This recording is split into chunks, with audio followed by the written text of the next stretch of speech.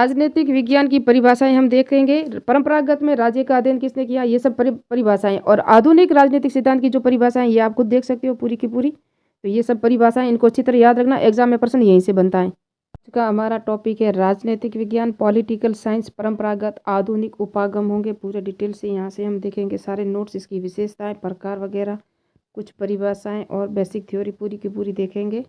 राजनीतिक सिद्धांत की उपयोगिता क्या क्या है वो डिटेल से हम देखेंगे। तो 2-3 सिद्धांत हैं, यहाँ से शुरू करेंगे। अनुक्रम में क्या क्या क्या है, तो विभिन्न राजनीतिक सिद्धांत, संप्रदाय, राजनीतिक विज्ञान, परंपरागत, आधुनिक, न्याय, समानता, स्वतंत्रता, राज्य, संप्रभुता, अधिकार, ये सब धीरे धीरे करेंगे। डॉक्टर बेनीवाल की ये बुक वगैरह है, आप देख सकते हो। तो यहीं से स्टार्ट करेंगे हम। तो उदारवादी, समाजवादी, मार्क्सवादी, व्यवहारवादी, समकालीन विचारक तथा संप्रदाय कौन कौन से हैं ये सब देखेंगे। उदारवादी जो विचारक है ना, वो परंपरागत उदारवादी, आधुनिक और समाजवादी, यानी कि परंपरागत दृष्टिकोण या आधुनिक दृष्टिकोण कह सकते हो, या परंपरागत सिद्धांत या आधुनिक सिद्धांत ऐसे भी कह सकते हो। समाजवादी जो है ना, उसे तंत्रवादी, समाजवादी और समुदायवादी भी कहा जाता है। ये परंपरागत उदारवादी और नकारात्मक उदारवादी हैं। व्यक्तिवाद, व्यक्ति की विवेकशीलता, आबाद स्वतंत्रता, रात्रि प्रहरी राज्य व सीजाइज फेयर, हस्तक्षेप में विश्वास, ये सब इनकी जो विशेषता है। समर्थक इसके कौन कौन से हैं, तो जॉन लॉक हैं, हर्बर्ट स्पेंसर है, हर्बर्ट स्पेंसर यानी सर लिखा हुआ है, और जे एस मिल हम दर्शन शास्त्र में भी पढ़ते हैं, और थॉमस पेन है, एडम स्मिथ हैं, डेविड रिकार्डो, माल्थन, ये सब अर्थशास्त्री थे और ये सब के समर्थक हैं। आधुनिक उदारवादी, सकारात्मक उदारवादी कौन कौन है, तो युक्त प्रतिबद्ध, हस्तक्षेप बजाय तार्किक हस्तक्षेप होता है ना, वो मानते हैं। और T H. Green, Laski, Tawney House, MacIver, Kings, ये सब क्या है, इसके समर्थक हैं। समकालीन व्यवहारवादी है, उनके जो क्या क्या विशेषता हैं, तो नकारात्मक उदारवादी और अबाध स्वतंत्रता के समकालीन समर्थक हैं।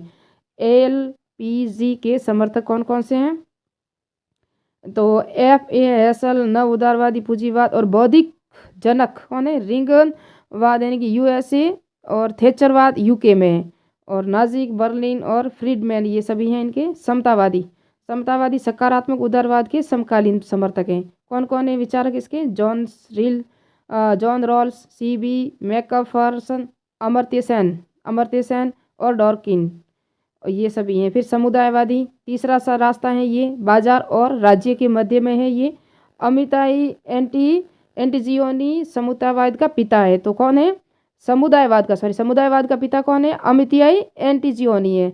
समर्थक विचारक कौन है, तो Michael Sandel, MacIntyre, Walzer, Charles Taylor, Robert Putnam, ये सभी हैं। भातृत्व और सामुदायिक सहयोग पर बल देने वाले समकालीन उदारवादी हैं। उसके बाद हम देखेंगे समाजवादी विचारक कौन कौन थे। समाजवादी विचारक हैं, ये 2 प्रकार के बांटे हुए हैं।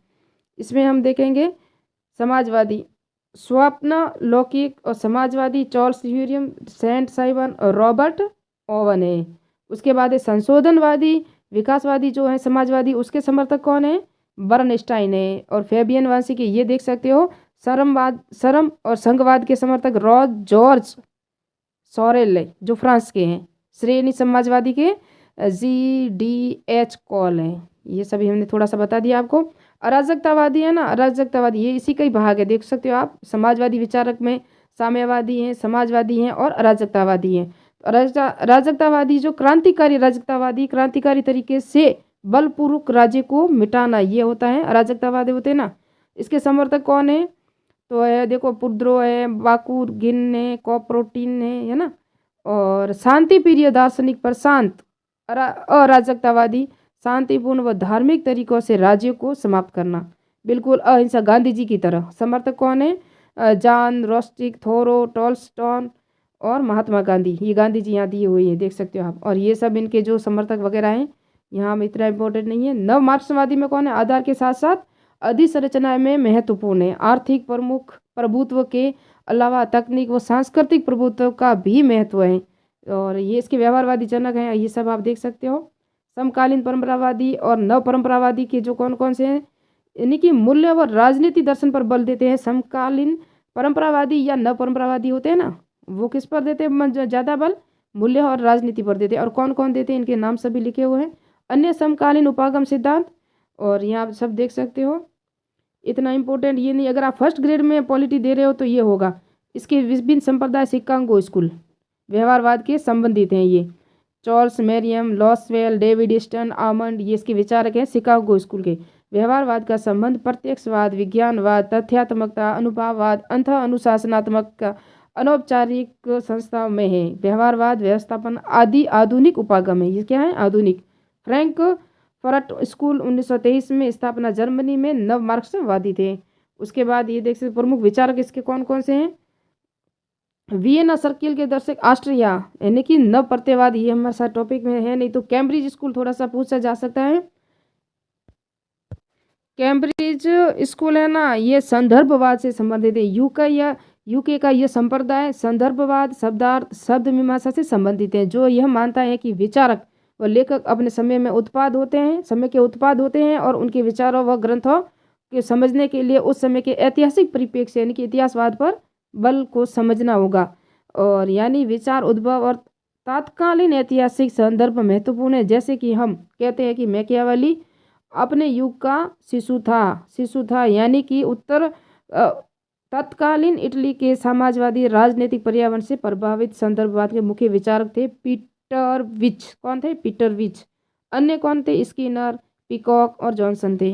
राजनीतिक सिद्धांत शब्द आधारित जो चिंतन था वो राजीव भार्गव ने दिया था। संदर्भवादियों के अनुसार इंडिया में सांप्रदायिकता अभिजात वर्ग की महत्वाकांक्षा पर का परिणाम है। फिर वर्जीनिया स्कूल, ये इतना हमारे इम्पोर्टेंट नहीं था। राजनीतिक विज्ञान पढ़ेंगे अभी। पॉलिटिक्स शब्द ग्रीक यूनानी भाषा के पॉलिट नगर राज्य या पॉलिटिया नामक शब्दों से बना है। यूनानी विचार कौन? इन नगर राज्यों में गतिविधियों को पॉलिटिक्स यानी कि पॉलिटिक्स राजनीति में सबके राज्य के संबंध में रखने वाली समस्त बातें आ जाती हैं। पॉलिटिक्स शब्द का प्रथम प्रयोग सर्वप्रथम अरस्तु ने किया था। अरस्तु ने इस विषय को नीति शास्त्र से अलग कर स्वायत्त विषय रूप दिया, इसलिए अरस्तु को राजनीतिक विज्ञान का पिता कहा जाता है। तो राजनीतिक विज्ञान का पिता कौन है? अरस्तु। पॉलिटिकल साइंस राजनीतिक विज्ञान नाम देने का श्रेय गॉडविन व मैरी वुलस्ट्रोफ्रॉड को है। सामान्य पॉलिटिक्स में विभिन्न अर्थ लगाए जाते हैं। उदारवादी इसे समझौते की कला कहते हैं और परस्पर विरोधी हितों में सामंजस्य। बिस्मार्क ने राजनीति को संभाव्य कला कहा है। मार्क्स राजनीतिक धनीभूत अर्थनीति है। व्यवहारवादी राजनीति शक्ति के लिए संघर्ष है। ये किसने कहा था? व्यवहारवादियों ने। डेविड ईस्टन राजनीति का संबंध समाज के मूल्यों से अधिकाधिक आवंटन से है। अरस्तु राजनीतिक विज्ञान सर्वोच्च या परम विज्ञान है। ये अरस्तु ने कहा था क्योंकि ये इनके जनक हैं। माइकल ऑक्सफोर्ड राजनीति को सीमाहीन समुद्र मानता है। राजनीतिक ऐसी गतिविधियां हैं जिसमें लोग असीम व गहरे समुद्र में तैरते हैं। उसमें शरण लेने के लिए न तो कोई बंदरगाह है, न ही कोई आश्रय स्थल है। उसका न आरंभ होता है न अंत होता है। सारी कोशिशें जहाज को संतुलन रखते हुए तैरते रहना है। समुद्र मित्र व शत्रु दोनों है। ये परिभाषा भी इन्होंने दी है राजनीति की। सर अर्नेस्ट बेन ने मजाक में कहा था, किसमें? मजाक में कहा था, राजनीति किसी समस्या को ढूंढ निकालती है, चाहे उसका अस्तित्व हो या न हो, फिर उसका गलत कारण बताने का कारण उसका जवाब हल ढूंढने निकालने की कला है। परंपरागत राजनीतिक सिद्धांत व आधुनिक राजनीतिक सिद्धांत। सुकरात, प्लेटो, अरस्तु।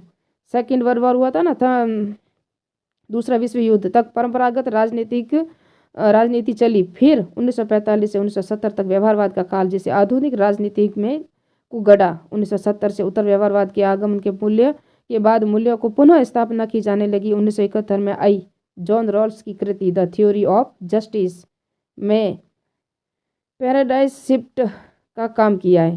फिर इसकी विशेषताएं। परंपरागत राजनीतिक सिद्धांत और आधुनिक राजनीतिक सिद्धांत। परंपरागत मूल्यों पर जोर देता है, आधुनिक तथ्यों पर जोर देता है। फैक्ट, मूल्यों को शुभ अशुभ माना जाता है या असत्य असत्य की कसौटी पे तोला जाता है। कल्पनात्मक आदर्शात्मक है परंपरागत राजनीतिक सिद्धांत, जबकि व्यवहारिक व वैज्ञानिक है आधुनिक राज्य का सिद्धांत। नैतिकता और राजनीतिक मूल्य पर बल देता है, ये मूल्य मुक्त होते हैं। ये सब इनकी विशेषताएं हैं।